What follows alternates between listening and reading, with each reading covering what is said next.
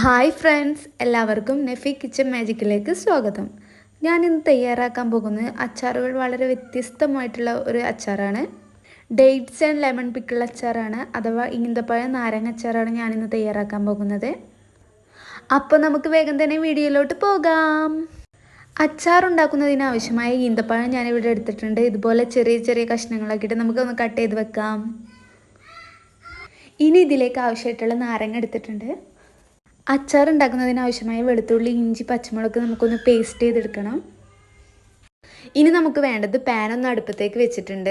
അപ്പോൾ എണ്ണ ചൂടായി വരുന്ന ടൈമിൽ കടുക് പൊട്ടിച്ചു കൊടുക്കുക. ഞാനിവിടെ നല്ലെണ്ണ ആണ് യൂസ് ചെയ്തിരിക്കുന്നത്. എപ്പോഴും നമ്മൾ അച്ചാർ തയ്യാറാക്കുന്ന ടൈമിൽ നമ്മൾ യൂസ് ചെയ്യേണ്ടത് നല്ലെണ്ണയാണ്, കാരണം എന്നാലേ അതിൻ്റെ ഒരു ടേസ്റ്റ് നമുക്ക് കിട്ടത്തുള്ളൂ. അതുപോലെ അധികം നാൾ കേടാകാതെ സൂക്ഷിച്ച് വെക്കാൻ നല്ലെണ്ണ തന്നെയാണ് കേട്ടോ ബെസ്റ്റ്. അങ്ങനെ കടുക് പൊട്ടി വന്നിട്ടുണ്ട്. അതിലേക്ക് നമ്മൾ നേരത്തെ തന്നെ പേസ്റ്റ് ചെയ്ത് വെച്ചിരുന്നല്ലോ ഇഞ്ചി, വെളുത്തുള്ളി, പച്ചമുളക്, അത് നമ്മൾ ആഡ് ചെയ്ത് കൊടുക്കണം. പിന്നെ നമ്മൾ കറിവേപ്പില ആഡ് ചെയ്ത് കൊടുക്കുന്നുണ്ട്.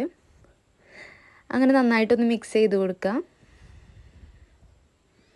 അതിനുശേഷം ഇതിലേക്ക് ആവശ്യമായിട്ടുള്ള 1 ടീസ്പൂൺ ഉപ്പ് ആഡ് ചെയ്ത് കൊടുക്കുന്നുണ്ട്. പിന്നെ 2 ടീസ്പൂൺ മുളകും പൊടിയും 1 ടീസ്പൂൺ മഞ്ഞൾപ്പൊടിയും മിക്സ് ചെയ്തിട്ട് നമുക്കൊന്ന് നന്നായിട്ടൊന്ന് വഴറ്റി കൊടുക്കാം. പച്ചമണം മാറണ വരെ നന്നായിട്ടൊന്ന് വഴറ്റി കൊടുക്കണം. പച്ചമണം മാറിയതിന് ശേഷം നമ്മൾ നേരത്തെ മാറ്റി വെച്ചിരുന്ന നാരങ്ങ ഇതിലേക്ക് ആഡ് ചെയ്ത് കൊടുക്കാം. പിന്നെ ഇതിലേക്ക് നമ്മൾ കുറച്ച് വിനാഗിരിയും കൂടി ആഡ് ചെയ്ത് കൊടുത്തിട്ട് നന്നായിട്ടൊന്ന് മിക്സ് ചെയ്യുക. എന്നിട്ട് നമ്മൾ മാറ്റി വെച്ചിരുന്ന ഈന്തപ്പഴം ഇതിലേക്ക് ചേർത്ത് കൊടുക്കുന്നുണ്ട്. ഇനി ഇതിലേക്ക് ആവശ്യമായിട്ടുള്ള മെയിനായിട്ടുള്ള ഘടകമാണ് അച്ചാർ പൊടി ആഡ് ചെയ്ത് കൊടുക്കണം. അച്ചാർ പൊടി ആഡ് ചെയ്ത് കൊടുത്തതിന് ശേഷം നന്നായിട്ടൊന്ന് മിക്സ് ചെയ്ത് കൊടുക്കുക.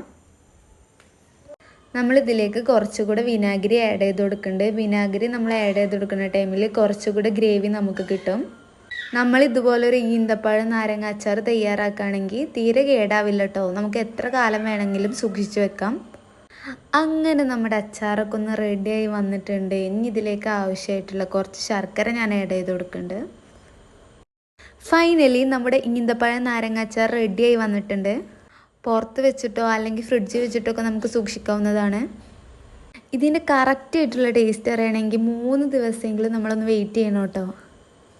അതിനുശേഷം നമുക്ക് സെർവ് ചെയ്യാവുന്നതാണ്. എല്ലാവർക്കും ഇഷ്ടപ്പെട്ടെന്ന് കരുതുന്നു. ഇഷ്ടപ്പെട്ട ഒന്ന് ട്രൈ ചെയ്ത് നോക്കൂ. ലൈക്ക് ചെയ്യുക, ഷെയർ ചെയ്യുക, സബ്സ്ക്രൈബ് ചെയ്യുക. പിന്നെ നിങ്ങളുടെ വിലപ്പെട്ട കമൻറ്റ് അറിയിക്കാൻ മറക്കല്ലേ. പുതിയ വീഡിയോ ആയിട്ട് വീണ്ടും കാണാം. Okay, by.